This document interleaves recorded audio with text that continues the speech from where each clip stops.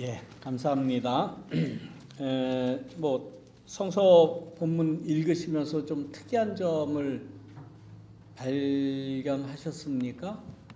조금 주의 깊게 듣고 읽어 보시라고 말씀드렸는데, 특별한 건 없죠. 특별한 것도 없고 우리가 너무나도 잘 아는 그 본문이죠. 그런데 제가 이 본문, 물론 이 본문도 그 BCUSA 렉셔너리에 의해서 오늘 읽어야 되는 말씀이에요. 그래서 이 본문을 택했고, 말씀을 준비하다가 보니까 다른 때와는 다르게 제가 좀 특이한 점이 발견이 됐어요. 그 점은 뭔가 하면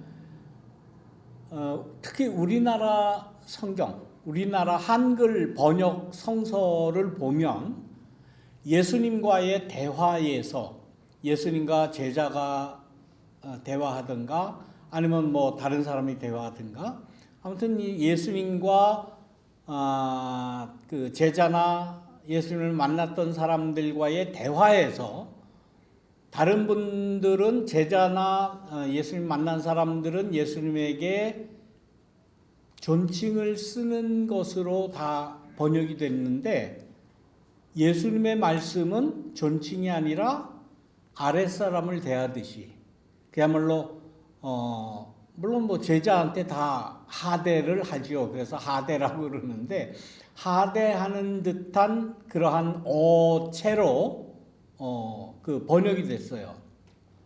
물론 영어나 다른 나라 말에는 그런 차이가 없습니다만은, 그래서 그런 그 특이한 점이 없습니다만, 특히 우리 한글 번역에서는 예수님은 이렇게 존칭을 해서 이렇게 높이고, 예수님이 말씀하실 때는 너희들 이렇게 해라, 하느니라, 마느니라, 이렇게 하대를 하는 듯한 그러한 말로 번역이 됐다는 거예요.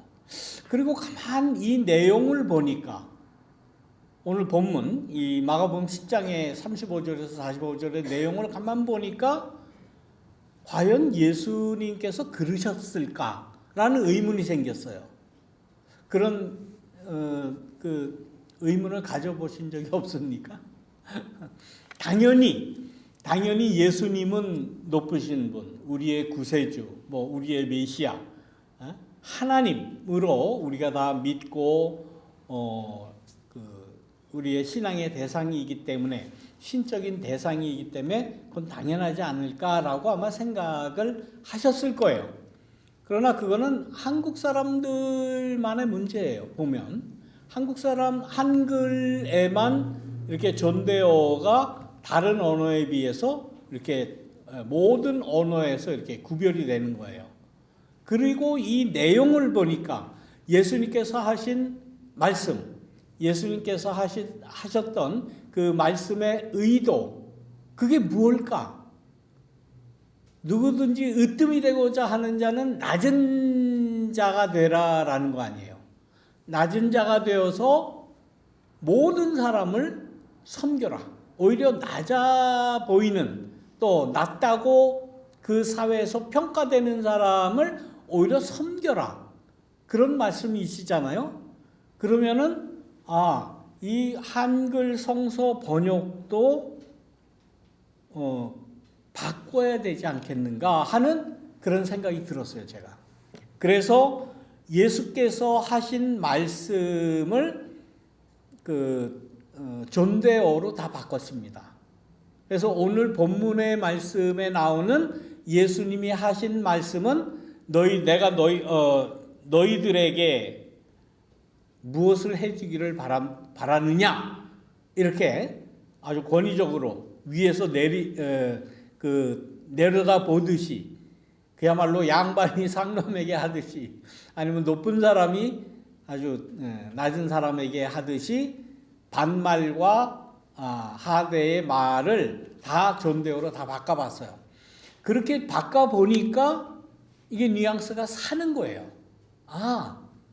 예수님이 과연 어떻게 말씀하셨을까? 저는 절대로 예수님께서 그 예수님을 만났던 많은 예수님의 그 민중들에게 이렇게 함부로 하지 않았을 것이다라는 확신을 가집니다.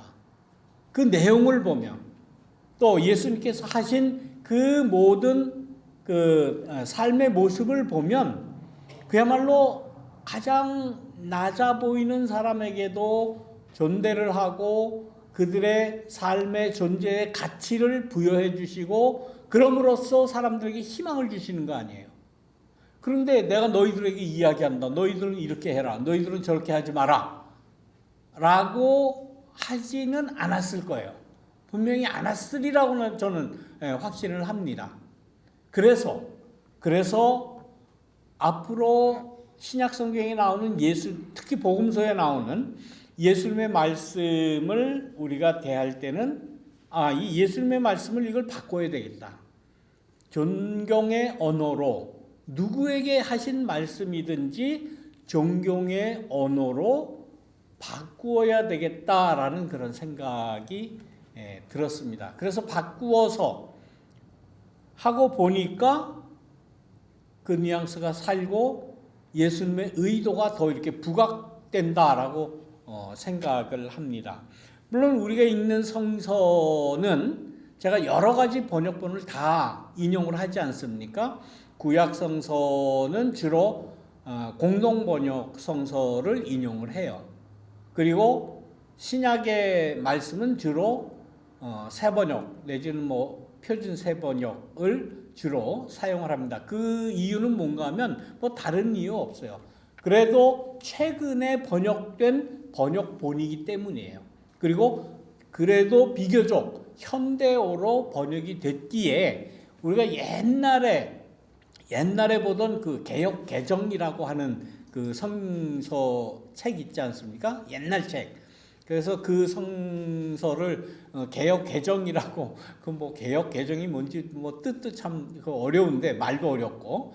근데 그래서 이제 그 신학을 하는 우리 신학생 시절부터 가라사대 번역이라고 그렇게 이야기를 했었는데 가라사대 번역 그 개역 개정 성서 보면은 정말 무슨 말인지 모르는 그 용어들, 표현들 그런 게 굉장히 많습니다. 그래서 현대를 살아가는 우리에게는 이게 맞지가 않아요.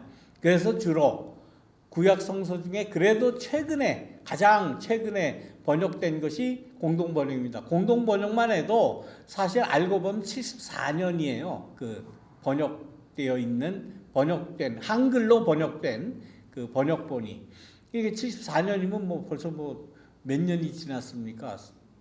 50년이 지난 그러한 그 번역본인데도 그것이 그래도 비교적 최근에 그 번역본이고 이 신약 성서도 역시 마찬가지 새 번역이 제일 최근에 번역된 것으로 우리가 알고 있습니다. 그래서 저는 그 새 번역을 주로 채용을 하는데 그런데도 불구하고 예수님이 하신 말씀은 다 하대를 하는 듯한 그 말로 문장이 그렇게 번역이 되어 있는데 그것을 이렇게 늘 대하고 저도 뭐 여러분들과 같이 똑같이 당연히 예수님이니까 뭐 보통 제자들에게 예수님 만난 사람들에게 뭐 너희들이라고 그러고 이래라 저래라 그 존대의 말이 없었죠. 그건 당연하다라고 생각했는데 그거 안 되겠다 이제는.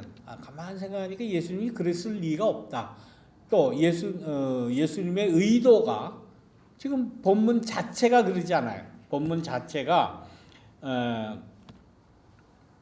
누구든지 크고자 하는 자, 또 으뜸이 되고자 하는 자는 모든 사람의 종이 되어야 한다는 그러한 의미로 말씀하실 때에 그야말로 너희들 이렇게 종이 되어야 한다라고 권위적으로 말씀하셨을까? 절대로 그렇지는 않으셨을 것이다.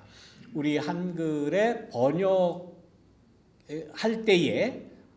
때에 모든 사람이 가지고 있는 그러한 공통적인 그러한 생각이 뭐 예수님을 이렇게 좀 높이는 그러한 의미는 좋으나 예수님의 의도는 존대를 하고 가장 낮은, 가장 비천한, 예수님의 입장에서 볼 때는 구원을 받아야 할, 그 예수님이 구원을 주어야 할 그러한 입장이지만은 아마 존경하는 또 사랑하는 존대의 의미가 있었을 것이다 라고 생각이 됩니다. 어떻게 생각하시는지 모르겠어요.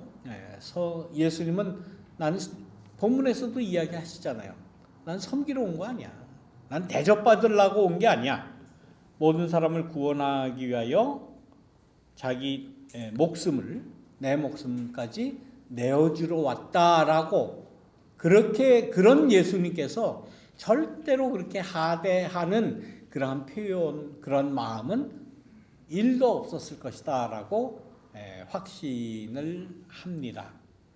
그런데 이 본문에서 우리가 주목해야 될 것은 또 한 가지는, 제자들 혹은 모든 예수 믿는 사람들의 기본적인 예수님에 대한 자세예요. 어떤 자세도 여러 가지 있겠지만 그 중에서도 내가 예수님을 믿으면 당연히 예수님은 나에게 무엇이든지 다 해줘야 된다 라는 막연한 그런 생각을 많이들 가지고 있지 않는가. 전 현대인만 그런 줄 알고 가만 본문을 보니까 제자들이 그랬어요. 제자들이 와서 예수님에게 무엇이든지 다 해주기를 바랍니다. 언제 맡겨놨어? 예수님한테? 예? 예수님한테 맡겨놓은 거 있어요? 아니, 이게 영치도 유근수지. 뭘 근거로 다 해달라고 그렇게 요구를 할까? 제자까지 갈 거 없어요. 우리들 한번 생각해 봅시다. 우리들도 아마 이런 생각을 하시리라고 생각돼요.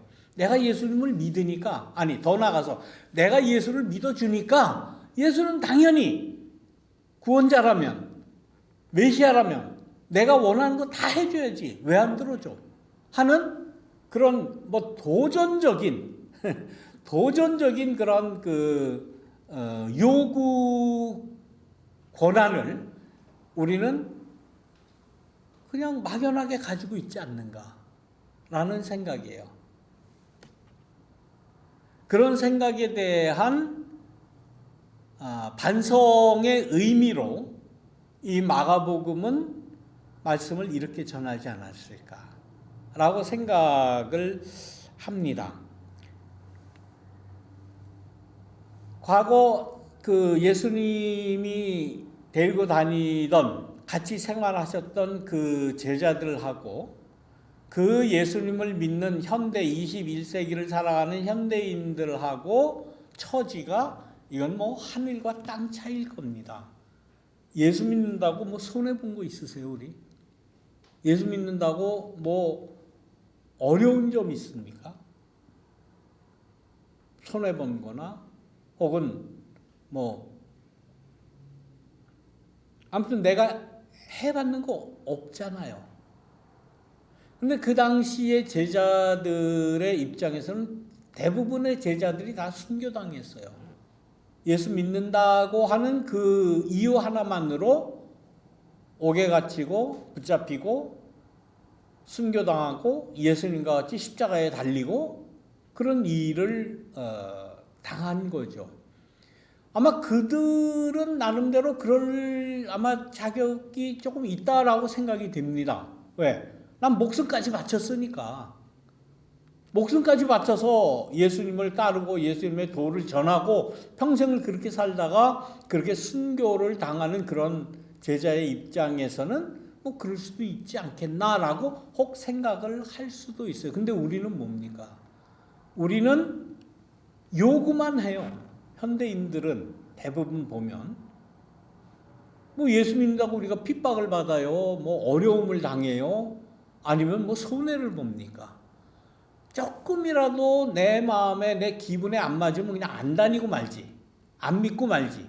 요즘엔 그렇지 않습니까? 교회 안 다니고 말지. 불편해. 예. 그래서 이제 점점 교인들 숫자가 줄어가는 의미도 바로 그런 겁니다. 특히 코비드 팬데믹 이후에는 교회 나오는 숫자가 거의 절반으로 다 줄지 않았습니까? 옛날에는 개척교회를 한다, 조그만 교회를 섬긴다라고 하는 것이 많이들 그렇게 했습니다. 요즘에는 개척교회를 한다, 혹은 아주 조그만 교회를 계속해서 섬긴다. 그런 분들은 정말 극히 드물어요. 여기 앉아 계신 여러분들 같이 없어요. 다른 분들 이렇게 조그만 교회 안 다니려고 그래요. 왜? 첫째, 부담이 되니까. 두 번째, 가도 뭐 별다른 이렇게 좀 요즘에 걸맞는 그러한 뭐 이런 엔터테인먼트나 프로그램들이 없어요.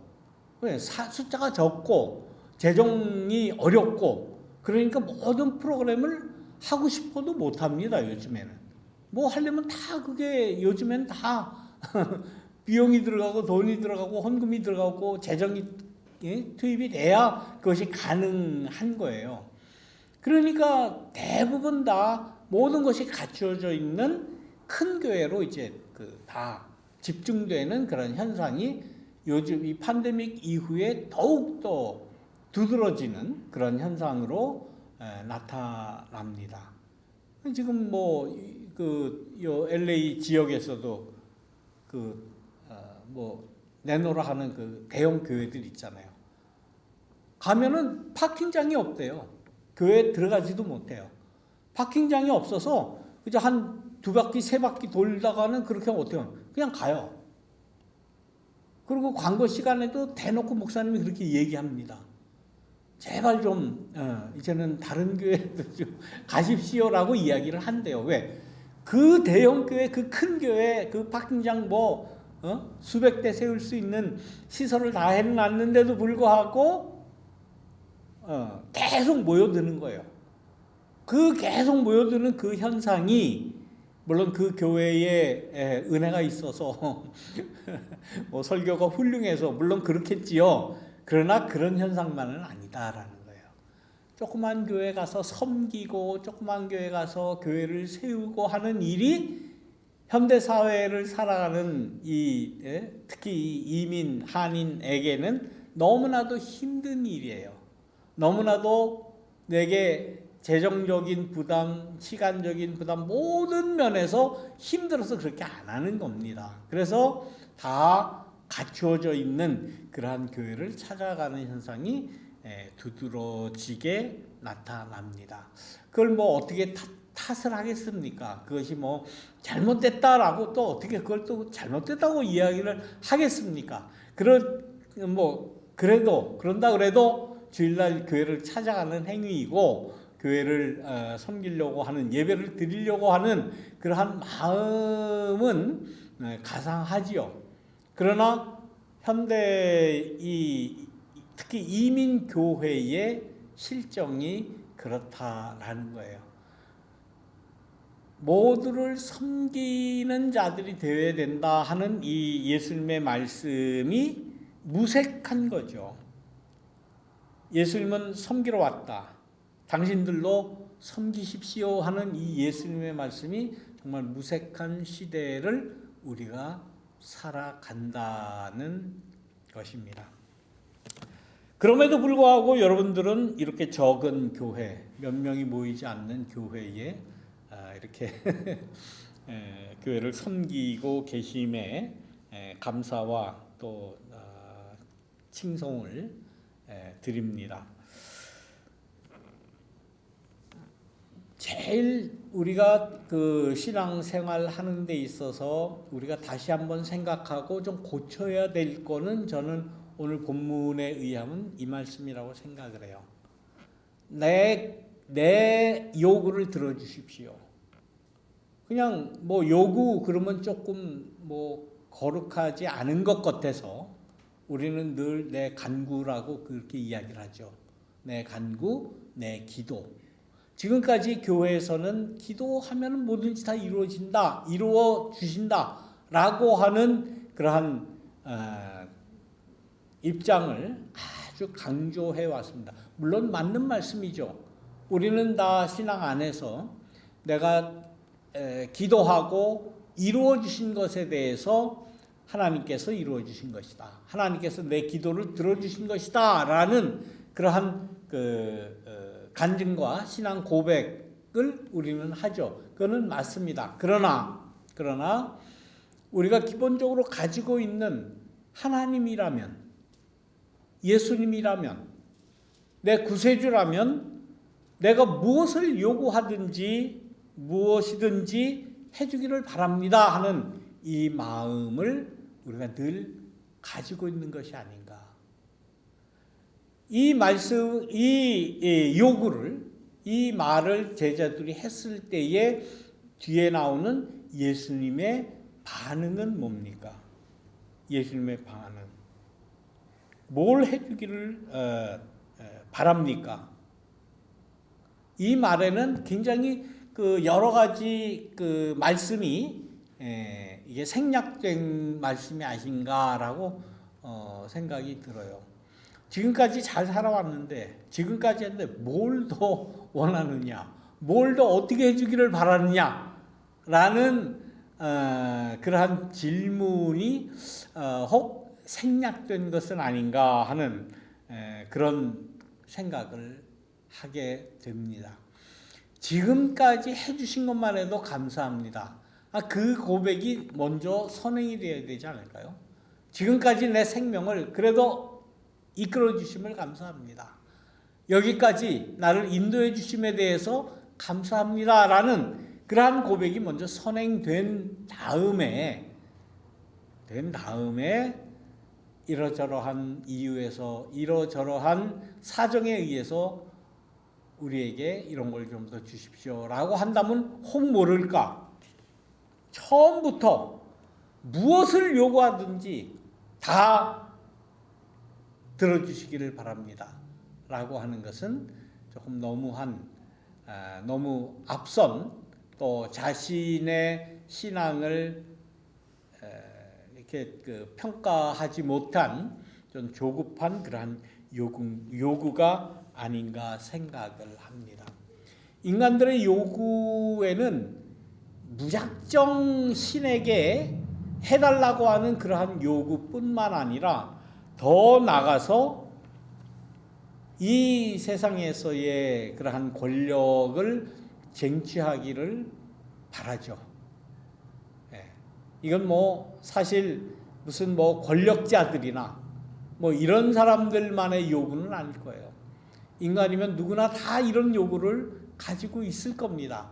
가능하면은 예수님께 더 가까이, 가능하면 신의 오른쪽 왼쪽 자리를 내가 차지해야 되겠다라는 그러한 요구를 갖는 것 아니겠습니까? 이런 요구를 야고보와 요한만 가지고 있었던 것이 아니라